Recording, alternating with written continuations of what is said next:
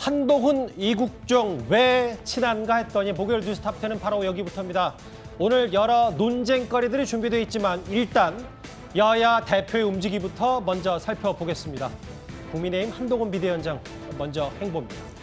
오늘 한동훈 비대위원장이 아들만의 영웅 이국종 국군 대전병원장과 만났습니다. 치료 중인 국군 장병을 위로하고 청년층을 위한 군 의료 지원책 핵심이었는데요.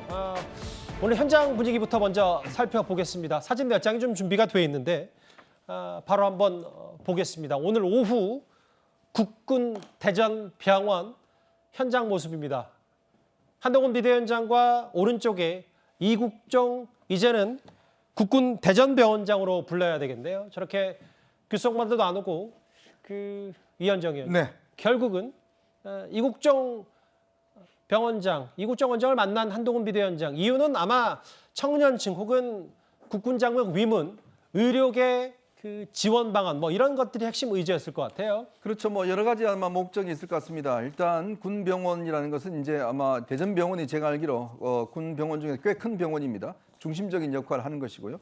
여기에 이제 이국종 이 교수가 이제 여기에 부임을 해서 병원장을 지금 맡고 있죠.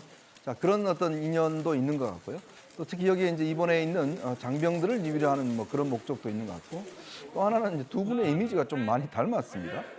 이국종 지금 병원장 같은 경우도 보면 굉장히 자신의 일에 대해서 굉장히 강단 있고 또 자존심이 강한 이런 분 아니겠습니까? 그리고 또 일에 거의 워커홀릭이라고 할 정도로 자신의 어떤 일에 대해서 어떤 정말 자부심을 갖고 있는 분이죠. 자, 그리고 또 한동훈 위원장 또 외모도 좀 비슷하게 좀 닮은 것 같습니다. 아마 이런 것들이 등등 겹쳐지면서 오늘 이제 이 방문을 이루어진 것 같고, 예. 아무래도 이제 우리 군, 보훈 이런 부분에 대한 좀 강조점을 두기 위해서 오늘 일정이 일단 마련된 것 같습니다. 보면은 저기 이제 이국종 원장이 지금 국군 대전병원에 입원 중인 장병들을 소개하면서 현재 군 의료 체계가 어떤지에 대한 설명, 귀한 발걸음 감사한다. 2010년 북한의 도발처럼 적 도발에 무기력해 당하는 모습을 안 보일 거라고 했고, 여당의 대표인 한동훈 비대위원장 얘기는 이국종 원장께 깊게 알고 있다고 생각한다. 몇 번 거절당하기도 했다. 하시는 일 중요성 크다고 생각한다. 군복이 더 잘 어울린다. 언뜻 이 화면을 보면 한동훈 비대위원장이 지금 이국종 원장에게 무슨 얘기를 하고 있는 거지? 라고 생각하시는 분들 분명히 계실 텐데요. 이국종 원장은 아시는 것처럼 2011년 아덴만 여명 작전에서 총상을 입은 석해군 선장을 살려낸 중증 의료의 권위자입니다. 지금은 국군 대전병원장이기도 하고요. 오늘 현장에 동행한 호준석 국민의힘 비대위 대변인에 저희 뉴스탑10에 한번 물어봤습니다. 이 한동훈 위원장의 이 말이 뭔지, 이국종 원장과 한동훈 비대위원장의 인연이 뭔지 저희가 한번 현장 목소리 들어보겠습니다. 저는 한동훈, 이국종 되게 닮았다 그런 느낌이 들었어요. 말하는 속도라든가 이 템포나 이런 스타일 이런 게 되게 봤었던 것 같은 그런 느낌을 받았고, 그래서 이 두 한동훈, 이국종 두 분이 되게 닮은 데가 있구나, 통하는 데가 있겠구나. 한동훈 위원장이 이국종 원장님 브리핑 끝난 다음에 짧지만 저는 이분을 되게 깊게 안다라고 이제 말씀을 하시면서 제가 몇 번 거절당한 경험이 있었다라고 얘기를 하셨거든요. 그래서 거절당했다는 게 장관 때였던 거였는지 아니면 비대위원장 때였는지 모르겠지만 이분한테 꽂힌 부분이 있구나. 그래서 같이 좀 일을 해보고 싶은 마음이 있었구나. 근데 이제 이국종 원장님은 본인의 영역에 대한 자존심 또 이제 사명감 그런 것이었겠죠. 그래서 아마 성사는 되지 않은 것 같았는데 두 분이 굉장히 이제 통하는 부분이 있다. 두 분이 굉장히 통하는 부분이 있다. 저 호준석 대변인의 말을 듣고 제가 이 그래픽을 다시 읽어볼게요. 이국종 원장님 깊게 알고 있었다고 생각했는데 몇 번 거절당하기도 했고, 하시는 일이 중요성 크다고 생각해서 군복이 더 잘 어울린다. 정혁진 변호사님. 네네. 이 얘기는 한동훈 위원장, 이국종 원장과 일해보고 싶은 마음이 있었는데 성사는 잘 안 됐다. 그 전부터 사실은 국민의힘이 이국종 원장을 어떻게든 정치권에 같이 일해보고 싶은 마음이 굴뚝 같았던 것 같아요. 국민의힘뿐만 아니라 야당에서도 아마 탐내는 인재 중에 하나 아니었을까? 지금 뭐 민주당도 그렇고 여당도 그렇고 영입 인재 이렇게 계속 나오지만 이국종 교수가 만약에 영입됐다라고 하면 여든 야든 아마 반향이 지금까지 영입됐던 다른 어떤 분들보다도 더 크지 않았을까 그런 생각이 드는데 이국종 교수는 처음 기본적으로 전문가 아니겠습니까? 의사인데다가 교수인데다가 자기 분야에 있어서는 거의 그냥 뭐 그렇게 거의 최고 전문가 수준인데다가 두 번째 단순한 전문가가 아니고요.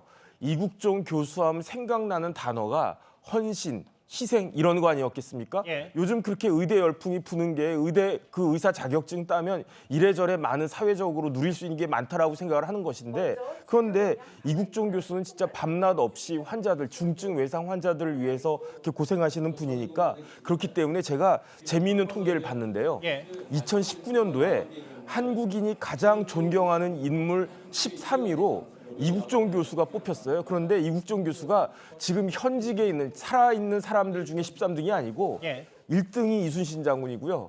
2등이 세종대왕인데 이국종 교수가 13등이었어요. 그때 대통령이 누구였느냐? 문재인 대통령이었거든요. 문재인 대통령이 몇 등이냐면 16등이었어요. 예. 그러니까 그 정도로 한국인들한테 아주 각인이 되어 있는 아하. 희생의 상징으로 헌신의 상징으로 각인이 되어 있으니까 그러니까 여든 야든 정치권에서 탐낼 수밖에 없는 그런 분이 아닌가 그런 생각이 드는데 예. 제 생각에는 이국종 교수가 뭐 정치할 것 같다는 생각은 들지가 않습니다. 그러니까 당시 현직 대통령보다도 한국인이 존경하는 인물 3계단이나 높았던 게 바로 이국종 원장이었고 그렇습니다. 그만큼 여야 할 것 없이 특히 여기 보니까 한동훈 위원장 비롯해서 그 전부터 이국종 원장이 좀 정치권에서 좀 더 큰 뜻을 펼쳤으면 하고 많이 기대를 했던 모양의 이 얘기를 보니까 아덴만의 영웅 석혜균 선장을 구했던 바로 아덴만 의료 영웅 이국종 원장. 오늘 두 사람의 현장 모습을 저희가 대전에서 영상이 지금 긴급히 들어와서 저희가 준비를 했습니다. 바로 한번 만나보겠습니다.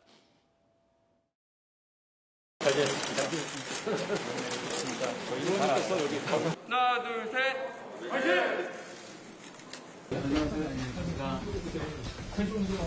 수술 받고 지금 좀 많이 회전된 상태입니다. 세종대왕암에 또 함정요원입니다. 선생님은 해군에 대한 애착이 확실히 잘 치료받으시고 쾌유하시길 바라겠습니다. 네. 짧지만 대단히 깊게 알고 있다고 생각하는데 제가 또 몇 번 거절당해서 더 그렇습니다. 저희도 그 부분을 충분히 뒷받침할 수 있게 노력하겠습니다. 뭐 군 의료 체계나 장병 군 복지에 대해서 좀 더 뒷받침하겠다는 말 전에 한동훈 비대위원장이 짧지만 좀 강하게 인상이 있고 몇 번 제안을 했었는데 거절당했다 이런 얘기까지 직접 현장에서 했었네요. 근데 사실은 김영주 의원님 이게 한동훈 비대위원장뿐만 아니라 과거에 이게 벌써 6년 전 얘기네요.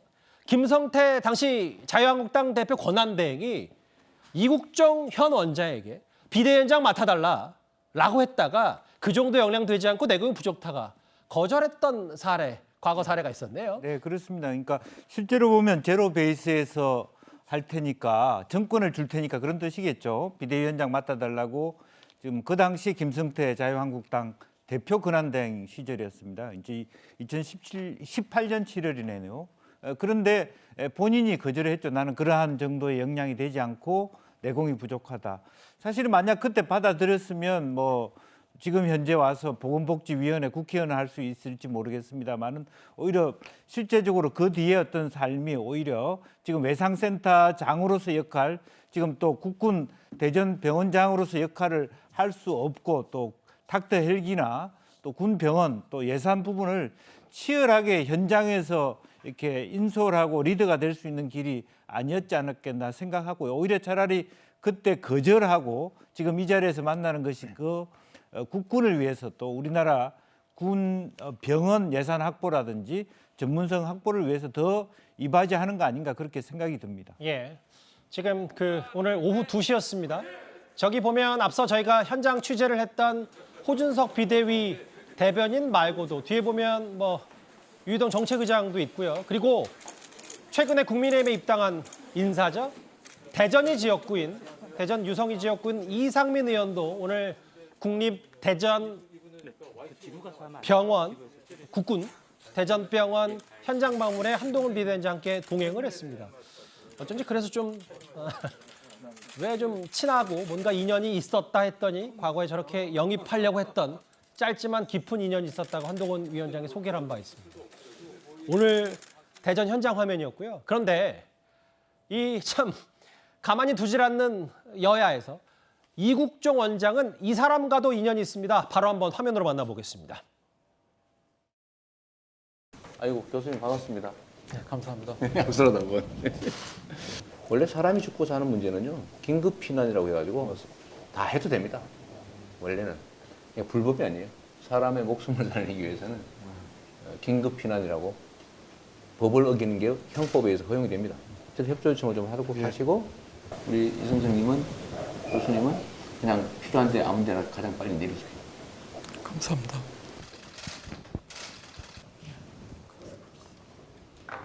제가 이 교수님 정말 존경합니다. 훌륭하세요. 이 교수님 좀 웃으셔요. 인사 웃어요 좀. 잘 안 웃으시죠 원래. 제가 잘 챙길게요. 감사합니다. 네. 제가 있는 동안에 어떤 새로운 거 많이 해보시죠. 네, 감사합니다, 지사님. 성격 저하고 비슷하세요.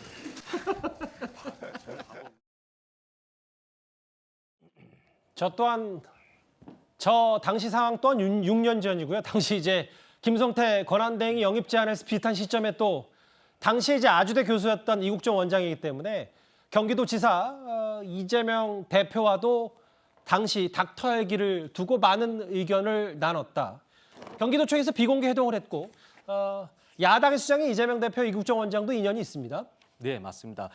사실 그 당시로 좀 돌아가 보면 닥터 헬기뿐만 아니고 이제 외상 권역 센터라는 좀 대다수 국민들이 낯선 이 이슈에 대해서 모든 국민들이 다 알고 여기에 대해서 예산이든 인력이든 모든 것들이 좀 필요하구나. 저런 것들의 힘이 어떻게 보면 이국종 교수님의 헌신을 신뢰가 있기 때문에 이재명 지사뿐만 아니라 대한민국 모든 국민이 닥터 헬기뿐만 아니라 의료에 대한 처우 개선, 여러 가지 사항에 대해서 실질적인 관심 및 예산이 투입된 시기인 것 같고요. 예. 저는 이제 지금 봤을 때 지금 윤석열 대통령도 4일 이제 어떻게 보면 내일 모레 덴마크라든지 독일의 해외 순방인데 취소 사유가 안보라고 합니다. 안보. 그만큼 안보가 중요하다면 정말 이국종 교수를 이제는 닥터 헬기뿐만 아니라 이제 국군 대전 병원장에 계시기 때문에 예. 지금 최상병권 관련해서도 지금 해병대 지원이 굉장히 낮아졌어요. 그래서 무기 지원든 예상 투입하지만 결국에 군인은 자산은 유형 자산, 그 군인이기 때문에 예. 그런 군인의 정신의 어떤 강화 그리고 처우 개선 그리고